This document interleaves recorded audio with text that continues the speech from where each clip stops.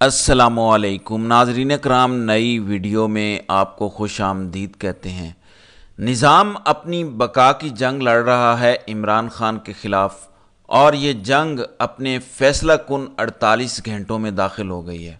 निज़ाम जीतेगा या इमरान खान जीतेगा, अगले 48 घंटों में इसका फ़ैसला होने जा रहा है। पाकिस्तान में अदलिया हमेशा इस्टेब्लिशमेंट के साथ खड़ी हुई है।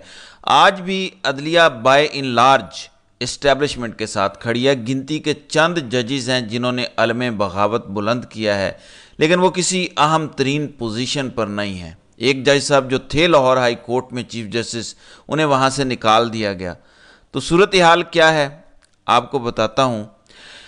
नाज़रीन इकराम, इस वक्त फुल कोर्ट जो है वो बैठा हुआ है और पाकिस्तान के मुस्तकबिल का फ़ैसला करने जा रहा है। इस फुल कोर्ट के फ़ैसले पर इन्हिसार है कि पाकिस्तान में इस्टेब्लिशमेंट ने ही आइंदा हुकूमत करनी है या इस मुल्क में कभी जमहूरियत ने भी बहाल होना है। ये फुल कोर्ट फ़ैसला करेगा। अफसोस का मकाम यह है कि फुल कोर्ट इस्टेब्लिशमेंट मैनेज कर चुकी है। सिर्फ एक मौजज़ा होगा जो फुल कोर्ट का फ़ैसला आइन और कानून के मुताबिक आएगा और सब इस मौजज़े को एक्सपेक्ट कर रहे हैं। और मैं भी दुआ कर रहा हूँ कि कोई मौजज़ा हो जाए और इस मुल्क में जो जबर और जुल्म का निज़ाम है ये तबाह बर्बाद हो जाए। फुल कोर्ट ने फ़ैसला करना है कि मखसूस नशिस्तें किसे देनी हैं, और अगर ये फुल कोर्ट फ़ैसला करती है अक्सरियत इनकी कि मखसूस नशिस्तें हकूमती ऐवान को मिल जाएंगी, हकूमती जमातों को मिल जाएंगी, तो फिर एक बहुत ख़तरनाक आइनी तरमीम आने जा रही है। पाकिस्तान की सारी आइनी तरामीम जो करवाई गई हैं इस्टेब्लिशमेंट की तरफ से या इन चोर सियासतदानों की तरफ से, वो सब एक तरफ, और जो डैमेज ये आइनी तरमीम करेगी इसका आप बिल्कुल भी अंदाज़ा नहीं लगा सकते। यहाँ तक कहा जा रहा है कि पीटीआई को मजबूर किया जाएगा। यहाँ तक कुछ कोर्ट रिपोर्टर्स कह रहे हैं कि ठीक है ये सीटें आपको मिल सकती हैं, अभी हम किसी को नहीं देते, आप आइनी तरमीम में इसके हक में वोट दे दें। आइनी तरमीम हो जाएगी तो इसमें आपकी सीटें भी आपको मिल जाएंगी। फ़िलहाल आप आइनी तरमीम के हक में वोट दे दें। इस आइनी तरमीम में जजेस की उम्र जो रिटायरमेंट की है वो बढ़ा दी जाएगी। इसमें ऐसे ऐसे नुक्ते डाल दिए जाएंगे कि पाकिस्तान का निज़ाम मुकम्मल तौर पर तबाह हो जाएगा और इस्टेब्लिशमेंट की राखेल बन जाएगा। अभी भी है, लेकिन फिर जो कोई उम्मीद है वो भी मार दी जाएगी। सिर्फ ये ऑप्शन दिया जाएगा, ये कुछ कोर्ट रिपोर्टर्स कह रहे हैं, मैं नहीं कह रहा। ऑप्शन ये दिया जाएगा पीटीआई को कि ठीक है आपकी मखसूस नशिस्तें आपको आइनी तरमीम का कवर ले लें तो दे देते हैं। अभी कोई आइनी तरमीम आपको कवर नहीं दे रही, हम आइनी तरमीम करके आपको ये कवर दे देते हैं, आपकी सारी मखसूस नशिस्तें आपको वापस मिल जाएंगी। और एक दूसरा केस है नाज़रीन इकराम, जिसका बेंच बनाने की जिम्मेदारी जस्टिस मुनीब अख्तर और जस्टिस मंसूर अली शाह पर है। काजी साहब पर किसी को एतमाद नहीं है। ये दो जजेस याद रखे जाएंगे तारीख में कि इस्टेब्लिशमेंट के साथ खड़े हो गए थे या आइन और कानून के साथ खड़े हो गए थे। अगर तो बेंच उन 5 जजेस में से कुछ पर मुश्तमिल हुआ जो काजी साहब के साथ खड़े हैं, काजी साहब के पास 5 कंफर्म वोट हैं और काजी साहब का 6ठा वोट है। काजी साहब को सिर्फ एक और वोट चाहिए। काजी साहब के पास जो वोट हैं मैं आपको बता देता हूँ। 1 काजी साहब के पक्के जो 100% वोट हैं, उनमें पहला जस्टिस अमीनुद्दीन खान, फिर जस्टिस मोहम्मद अली मज़र, फिर सैयद हसन अज़हर रिजवी, जस्टिस इरफान सादात खान और जस्टिस नईम अख्तर अफगान। ये हो गए 5 कंफर्म वोट, कंफर्म 100%। और अगर इस फुल कोर्ट में 13 के बजाय 14 जजेस होते तो जस्टिस मुसर्रत हिलाली का भी 100% कंफर्म वोट काजी फायजीसा के हक में था। तो काजी फायजीसा और 5 जजेस तो कंफर्म हैं। ये 6 वोट इनके हैं। बीच में जो एक डिसाइडिंग वोट होगा उनमें से आपने 13 में माइनस करना है। मसलन जस्टिस शाहिद वहीद खान, इनका वोट कभी काजी को नहीं मिलेगा।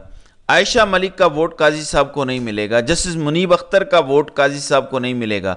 तो ये 3 जजेस हो गए साइड पे, 6 जजेस काजी साहब के और 3 ये हो गए 9।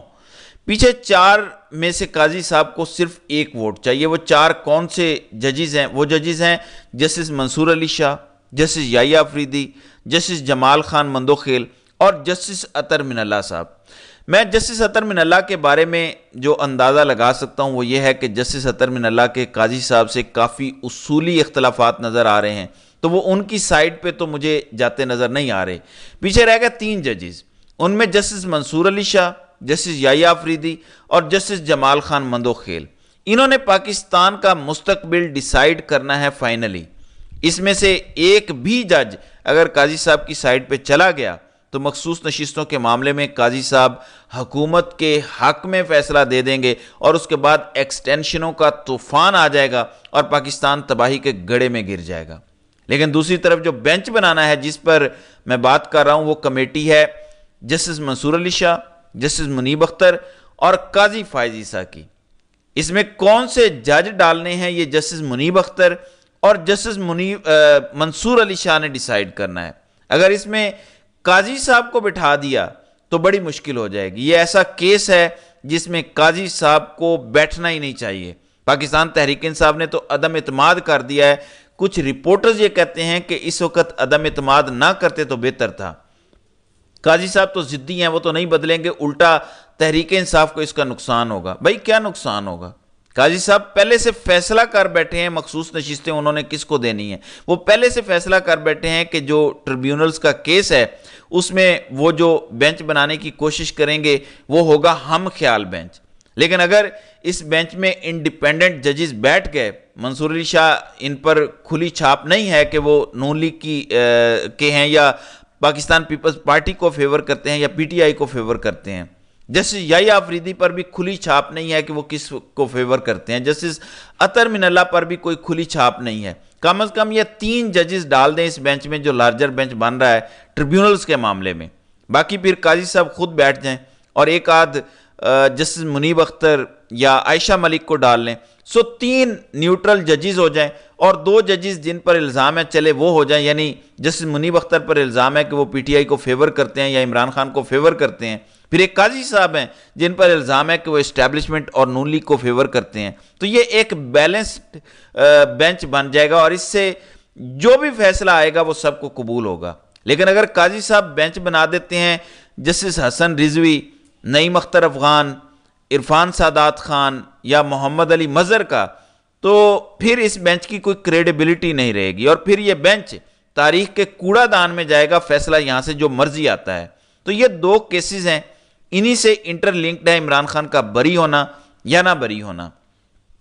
ان کیسوں کا فیصلہ عمران خان کے حق میں اگر آ گیا تو عمران خان کو جیل میں کسی کا باپ بھی نہیں رکھ سکتا۔ پھر یہ جو عدت کیس ہے، اس جیسے مزید 50 کیسز یہ بنا لیں، عمران خان نے ہر صورت ستمبر اکتوبر میں باہر آ ہی جانا ہے۔